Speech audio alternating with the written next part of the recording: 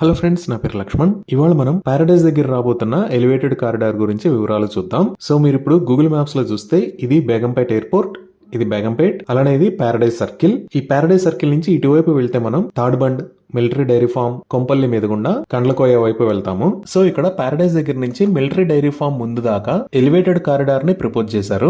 ఈ కారిడార్ మొత్తం పొడవు 5.32 కిలోమీటర్లు. ఈ ఎలివేటెడ్ కారిడార్ నిర్మాణానికి మొత్తం నిర్మించవలసిన పిల్లర్లు 131. ఈ కారిడార్ నిర్మాణం కోసం అంచనా వేసిన వ్యయము 1580 కోట్ల రూపాయలు. అయితే ఈ థర్డ్ బండ్ ఏరియా దగ్గర ఎలివేటెడ్ కారిడార్ బదులు అండర్ గ్రౌండ్ టన్నెల్ ని ప్రపోజ్ చేశారు. ఈ టన్నెల్ మొత్తం పొడవు 600 మీటర్లు. ఇది సుమారుగా టాటా మోటార్స్ షోరూమ్ దగ్గర స్టార్ట్ అయ్యి ఈ ఏరియాలో మళ్ళీ ఎలివేటెడ్ కారిడార్ ని కలుస్తుంది. దీనికి సంబంధించిన ప్రతిపాదనలు రీసెంట్ గా ఎయిర్పోర్ట్ అథారిటీకి పంపించారు. ఈ ఎలివేటెడ్ కారిడార్ మొత్తం నిర్మాణంలో ఎయిర్పోర్ట్ అథారిటీ వాళ్ళు ల్యాండ్స్ ఇవ్వాల్సి ఉంటుంది, అలానే డిఫెన్స్ వాళ్ళు కూడా ల్యాండ్స్ ఇవ్వాల్సి ఉంటుంది. ఈ ల్యాండ్స్ ఎక్విజిషన్ అనేది కొంచెం డిలే అవటం వల్ల ఇక్కడ వర్క్ అనేది కొంచెం నెమ్మదిగా మొదలయ్యే అవకాశం ఉంది. ఇవి ఈ ఎలివేటెడ్ కారిడార్ కి సంబంధించిన వివరాలు. Thank you.